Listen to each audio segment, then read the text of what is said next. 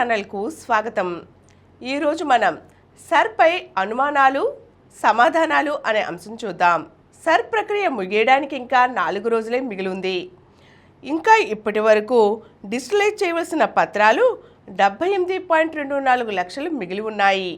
అయితే ఇప్పటికీ sir enumeration ఫారాలు అందక వాటిని ఎలా ఫిల్ చేసి తిరిగి సమర్పించాలో తెలియక ప్రజల్లో ఆందోళన వ్యక్తమవుతోంది. అందుకే సర్పై ఉన్న అనుమానాలకు సమాధానాలను అందిస్తున్నాం. మొదటి సందేహం, ఇప్పటికీ నాకు ఎన్యూమరేషన్ పత్రం అందలేదు, ఎవరిని ఎలా సంప్రదించాలి? గత ఎన్నికల్లో మీరు ఏ పోలింగ్ కేంద్రంలో ఓటేశారో ఆ బూతు స్థాయి అధికారిని BLOను సంప్రదించాలి. మీ ఫోటో, ఓటరు గుర్తింపు కార్డు, ఎపిక్ కార్డ్ నెంబర్ ఉన్నా, దాంతో అనుసంధానమైన ఫోన్ నెంబర్ ఉన్నా https://voters.eci.gov.in వెబ్సైట్లోకి లేదా ECI నెట్ యాప్లోకి వెళ్ళి వాటిని నమోదు చేస్తే మీ ఓటు వివరాలతో పాటు BLO పేరు, ఫోన్ నెంబరు కనిపిస్తాయి. ఆ నెంబర్లో సంప్రదించి ఎన్యూమరేషన్ పత్రం పొందవచ్చు. లేదా https://voters.eci.gov.in వెబ్సైట్లో ఇంటి పేరుతో సహా మీ పేరు, తండ్రి పేరు, వయసు, లింగం, జిల్లా, నియోజకవర్గం వంటివి నమోదు చేస్తే మీ ఓటు వివరాలతో పాటు BLO పేరు, ఫోన్ నెంబర్ లభ్యమవుతాయి. మీ పేరు ఆధార్లో, ఓటర్ జాబితాలోనూ ఒకే విధంగా ఉండి మీ ఫోన్ నెంబర్ ఆధార్తో ఎపిక్ నెంబర్తోనూ అనుసంధానమై ఉంటే పై వెబ్సైట్లోకి వెళ్ళి ఆన్లైన్లోనూ ఎన్యూమరేషన్ పత్రం సమర్పించవచ్చు. 5 నిమిషాల్లోనే ఈ ప్రక్రియ పూర్తవుతుంది. రెండవ ప్రశ్న, ఎన్యూమరేషన్ పత్రంలో ఏ వివరాలు నింపాలి, ఎలా నింపాలి? ఎన్యూమరేషన్ పత్రం పై భాగంలో మీ పేరు, ఓటర్ ఫోటో, గుర్తింపు కార్డు నెంబరు, చిరునామా, పోలింగ్ కేంద్రం వివరాలు, నియోజకవర్గం, మీ ఫోటో ముందే ముద్రించి ఉంటాయి. 2002 నాటి ఓటర్ల జాబితాలో మీ పేరు ఉంటే ఆ వివరాలు నింపాలి. అప్పటి జాబితాలో మీ పేరు లేకపోతే మీ తల్లిదండ్రులు లేదా భార్య లేదా భర్త లేదా ఇతరత్ర కుటుంబీకులు, సంబంధీకుల పేర్లు ఎవరివి ఉంటే వారి వివరాలు నమోదు చేయాలి.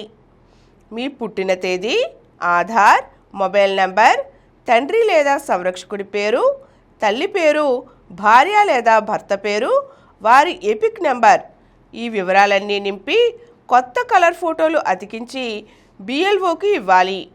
2 ఫామ్లలో ఒకదానిపై BLO సంతకం చేసి దాన్నే రసీదుగా ఓటర్కు ఇస్తారు. దీన్ని తప్పనిసరిగా భద్రపరుచుకోవాలి. వివరాలు నింపిన ఎన్యూమరేషన్ పత్రాలను BLOలకు ఎప్పటిలోగా ఇవ్వాలంటే వివరాలు నింపిన ఎన్యూమరేషన్ పత్రాలను ఈ నెల 14లోగా BLOలకు సమర్పించాలి. లేకపోతే ఓటు హక్కు కోల్పోతారు. జూలై 21న విడుదల చేసే ముసాయిదా జాబితాలో మీ పేరు ఉండదు. ఆ తర్వాత మళ్ళీ ఓటు హక్కు పొందాలంటే కొత్తగా ఫారం 6లో దరఖాస్తు చేసుకోవాలి. దాంతోపాటు మీ అర్హత నిరూపించుకునేలా ఎన్నికల సంఘం నిర్దేశించిన 11 రకాల పత్రాలలో ఏదో ఒకటి సమర్పించవలసి ఉంటుంది. 2002 నాటి ఓటర్ల జాబితా మనకిప్పుడు ఎలా లభ్యమవుతుంది? ఆ వివరాలు ఎలా చూడాలి అంటే 2002 నాటి ఓటర్ల జాబితా BLOలు రాజకీయ పార్టీలకు చెందిన బూత్ స్థాయి ఏజెంట్ల వద్ద అందుబాటులో ఉంటుంది. https://voters.eci.gov.in వెబ్సైట్లో లేదా ECI నెట్ యాప్ డౌన్లోడ్ చేసుకుని అందులో సులువుగా తెలుసుకోవచ్చు. ఎన్యూమరేషన్ పత్రంతో పాటు ఇంకేమైనా పత్రాలు BLOకు ఇవ్వాలా అంటే పూర్తి చేసిన ఎన్యూమరేషన్ పత్రం తప్ప BLOలకు ఇతరత్ర ఏ పత్రాలు ఇవ్వాల్సిన అవసరం లేదు. అయితే ఆధార్ జిరాక్స్ అడుగుతున్నారు. అది ఇవ్వాలా వద్దా అనేది ఓటరు ఇష్టం.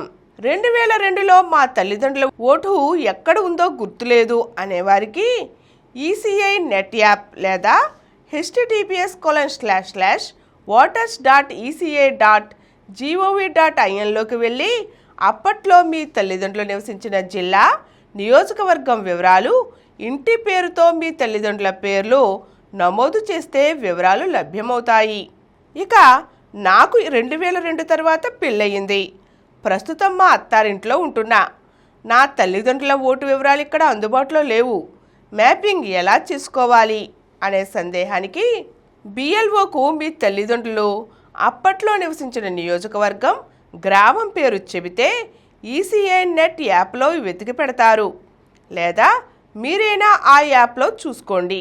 ఓటర్ కార్డులో పేర్లు తప్పుగా నమోదైతే ఇప్పుడు మార్చుకునే అవకాశం ఉందా అంటే ప్రస్తుతం ఓటర్ల మ్యాపింగ్ మాత్రమే జరుగుతోంది. ఈ నెల 21న ముసాయిదా జాబితా విడుదల చేసిన తర్వాత తప్పులు సరిదిద్దుకునే అవకాశం ఉంది.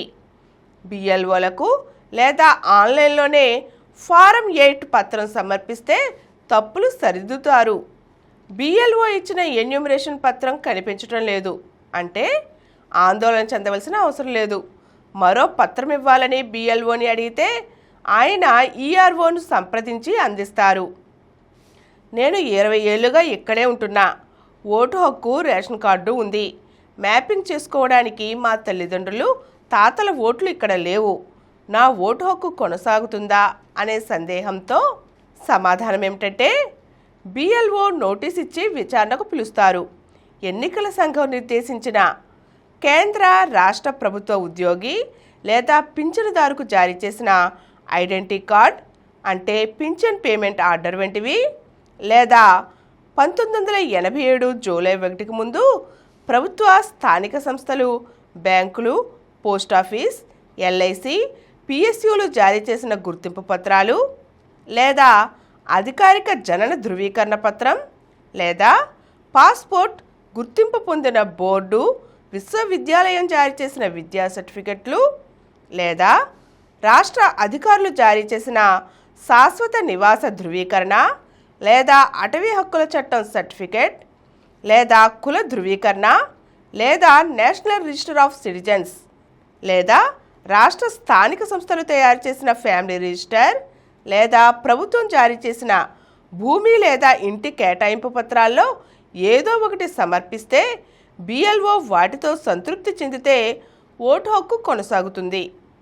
ఆధార్ కార్డును కేవలం గుర్తింపు కార్డుగానే పరిగణిస్తారు. అది అర్హత నిరూపించుకునేది కాదు. మేము ఇతర ప్రాంతాల్లో పనిచేస్తున్నాం. మా పరిస్థితి ఏంటి అంటే మీకు సంబంధించిన ఎన్యూమరేషన్ ఫారంలను మీ ఇంటి పెద్ద లేదా ఇతర కుటుంబ సభ్యులకు అందజేస్తారు. వారే ఆ ఓటర్ వివరాలు నింపి మీ తరపున సంతకం చేసి బిఎల్ఓకు ఇవ్వాలి. ఇవండి సర్ ఎన్యూమరేషన్ ఫారంలు ఎలా నింపాలి, వాటిని ఎలా అందివ్వాలి అనే వాటిపై సందేహాలు. వీటికి సమాధానాలు తెలుసుకున్నాం కదా. మరో చక్కని అంశంతో మళ్ళీ కలుద్దాం.